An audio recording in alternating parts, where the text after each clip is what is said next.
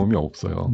한수원 쪽에서 빨리 움직여서 이슈를 좀 잠재웠다 이렇게 평가를 하고 있습니다. 방산 쪽은 조금 지금은 약간 휴지기 쪽으로 들어갔다 이런 생각이 들기 때문에 약간 비중에 대해서는 좀 보수적으로 가져가실 필요가 있는 단계다. 그때 이제 이거 삼성의 분위기가 진짜 좀 텐션이 좀 올라가고 있구나 이런 생각했습니다.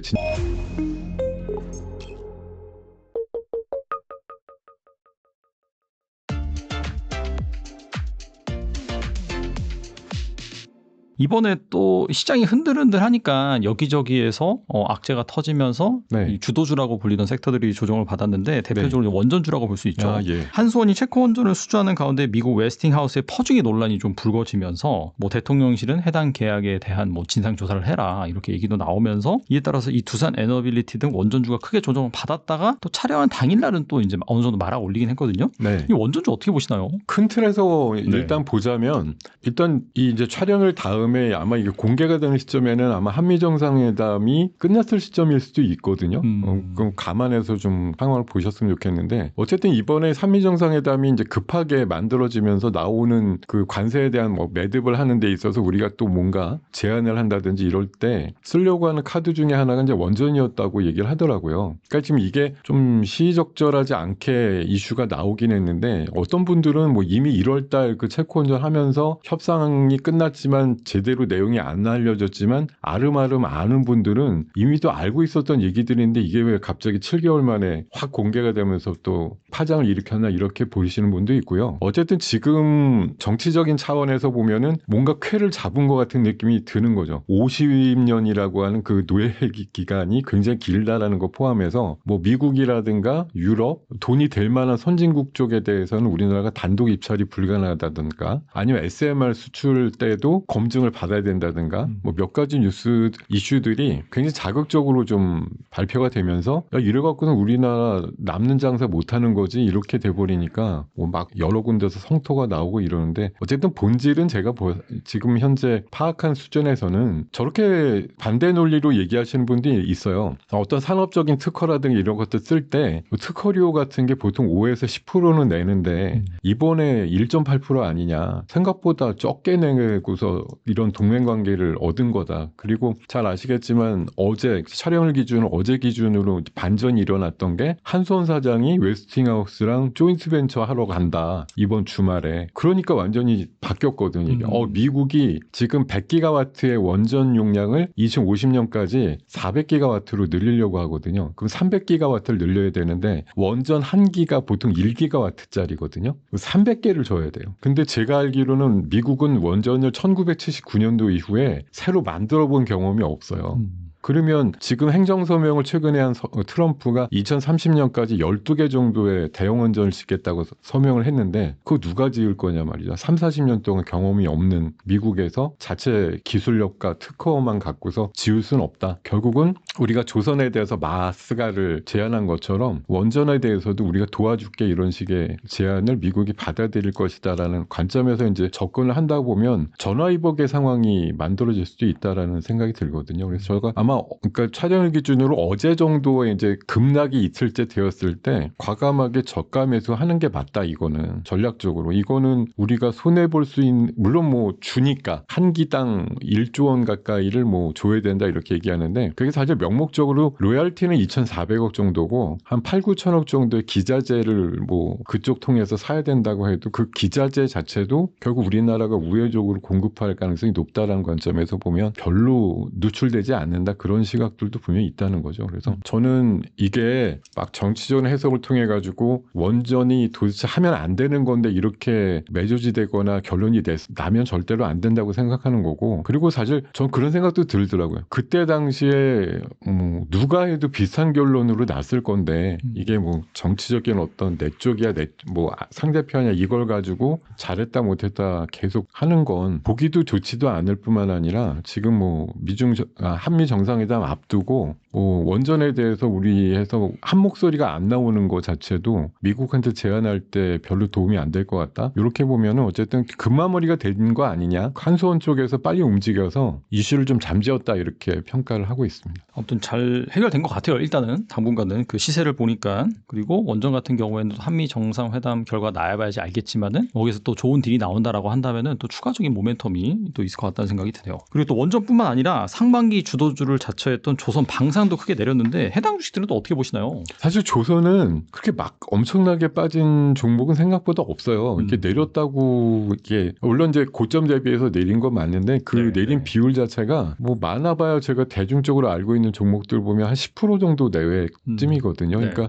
지수도 보통 쭉 올라가다가 내릴 때 뭐 미국도 우리도 비슷한데 지수가 한 10%쯤 내리는 거는 그냥 통상적으로 1년에 한 두어 번쯤 나오는 뭐 통상적인 조정 이렇게 보는 거고 20% 이상 내리면 이거 좀 심각한 레벨인데 이러는 건데 어쨌든 조선 쪽은 그 마스가라고 하는 프로젝트에 연관돼 있는 기대값이 좀 있기 때문에 최근에 좀 뭐 고점 이후에 내린 것들도 있었지만 대부분 그렇게 큰 파해가 된 상태는 아니다 이렇게 좀 판단하고요. 그리고 아무래도 MRO라든가 또 알래스카 뭐 LNG 개발이라든가 이런 쪽에 조선과 조선 기자재 쪽이 또 공통분모가 있는 종목들이 많기 때문에 아직까지는 뭐 조선에 대해서 크게 염려하지 않아도 현 추세대를 유지하는 상태다 이렇게 보이는 상황이고 다만 이제 방산 쪽은 조금 이번에 이제 표면적으로 보면 우크라이나 휴전 이슈 나올 때 뭐 다들 예상하고 있는 거지만 어쨌든 큰 전쟁 얼마 전에 중동 쪽은 조금 소화가 됐고요. 이제 진화가 된 거고 우크라이나 쪽이 마치 지금 다음 주라도 3자회담을 하면서 굉장히 빠른 진전을 하게 될 경우에 휴전 또는 평화협정으로 빨리 가게 되면 아무래도 한 3년여 끈 전쟁이 끝날 때 방산 쪽에 대한 어떤 절정의 뭐 투자 심리가 조금 누그러질 수밖에 없다는 생각이 들고 약 2주 전인가요? LIG 넥슨을 탁 찍어가지고 또 글로벌 IB 쪽에서 너무 비싸다 이렇게 의견이 나오면서 약간 부러지기 시작했던 거기 때문에 뭐 반도체도 왜 겨울이 온다 그러면 부러지듯이 참 이게 누군가 이렇게 아니야 이렇게 강력하게 좀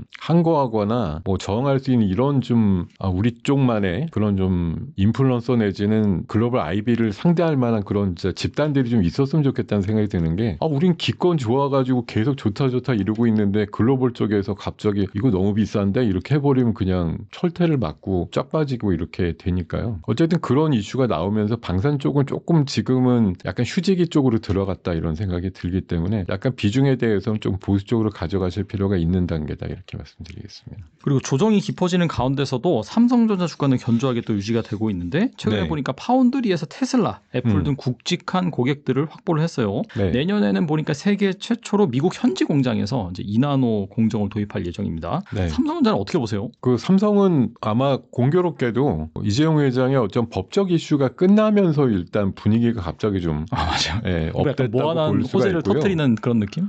제가 사실 그 장면으로 기억나는 게 좋은 얘기는 아니지만 그 한 2달 전쯤인가요? 삼성전자 부회장께서 갑자기 이제 돌아가신 경우가 있었어요. 맞아요. 그때 제가 알기로 이재용 회장께서 중국에 출장 중이었는데 문상하러 안 왔습니다. 그러면서 그때 나온 얘기가 뭐냐면 삼성 다시 한번 독해지자, 독한 삼성 만들자 이랬거든요. 그러니까 이 일과 출장 가서 보는 그런 업무가 더 어떻게 보면 무게중심을 갖자. 뭐 물론 대단한 일이지만 사사로운 그런 거에 일정을 바꿔서 뭐 와서 이렇게 하지 않았다라고 전 알고 있거든요. 그때 이제 이거 삼성의 분위기가 진짜 좀 텐션이 좀 올라가고 있구나 이런 생각했습니다. 진짜 이제 비상이니까요. 반도체 그냥 무조건 삼성 이랬는데 지난 1분기부터 영업이익이 하이닉스에 역전되는 상황이 나오고 있고 디램의 점유율 자체가 또 역전이 되고 이러다 보니까 아마 굉장히 자책을 하고 또 새롭게 이제 각오를 다지는 상황에서 이제 그러고 나서 결국은 좀 자유롭게 풀리고 나서 막 세계적으로 막 휘젓고 왔다 갔다 하고 나서 결과물들이 막 나오고 있는 거거든요. 얼마 전에 이제 미국 갔다 와서도 내년도 구상하고 왔다 뭐 이렇게 얘기가 나왔는데 이번에 말씀 주신 대로 테슬라랑 애플 쪽도 결국은 이재용 회장이 개인적인 어떤 그런 걸 뚫어가지고서 나온 게 좀 크다고 저는 생각하고 있는 있는데요. 이번 출장에선 젠슨왕 만났다고 또 그런 얘기가 나와요. 그러다 보니까 이번에 어제 바로 또 HBM 이슈가 바로 나왔죠. 맞아요. HBM 12단 3E 모델 같은 경우 12단이 계속 컬 테스트가 한 1년 반 안 됐었는데 어떤 보도 보면 이달쯤에는 된다 이런 얘기도 나오고 심지어 6세대 HBM4는 샘플을 보냈더니 거의 뭐 한 7, 80% 통과가 돼갖고 맞아요. 네. 최종 테스트만 남았고 그게 한 10월쯤 통과되면 이미 양산 준비는 끝나서 11월, 12월 중에는 양산한다 지금 이렇게까지 얘기가 나오고 있거든요. 이런 것들이 최근에 삼성전자 주가를 굉장히 좀 단단하게 만드는 현상들이 나오고 있는 거고 뭐 2분기 실적만 보면 당연히 하이닉스가 9조가 넘었는데 삼성전자가 4조 6천억이니 딱 반밖에 못 벌은 상황이니까 되게 좀 난처한 상황이지만 뭐 적어도 제가 보기에는 최근에 뭐 HBM의 어떤 성과라든가 또 레거시 D램의 어떤 가격 인상이라든가 또 최근에 폴더블 굉장히 인기 끌고 있잖아요. 폴더블 이번에 나온 모델들이 전례 없이 사전 판매 예약도 성공했고 또 일본이나 미국 같은 데서도 50% 이상 더 팔렸다 이런 얘기가 나오고 있어서 아마 3분기 때는 2분기의 실적을 굉장히 우습게 여길 만한 그런 성과들이 이어지지 않을까 하는 관점들이 최근에 주가에 좀 반영되고 있는 부분이 있는 거고요. 이게 테슬라 하나만 보더라도 보니까 이게 뭐 칩을 그냥 하나 공급하는데 끝난 게 아니라 잘하면 뭐 배터리도 더 할 수도 있겠고 디스플레이 쪽도 할 수 있겠고 여러 가지 분야들을 굉장히 여러 분야에서 동맹을 많이 맺을 수 있는 관계들이 발전된 가능성이 높다 이렇게 판단하고 있습니다. 그 아까 말씀해주신 그 삼성이 그 공장을 짓고 있다라는 테일럿인가?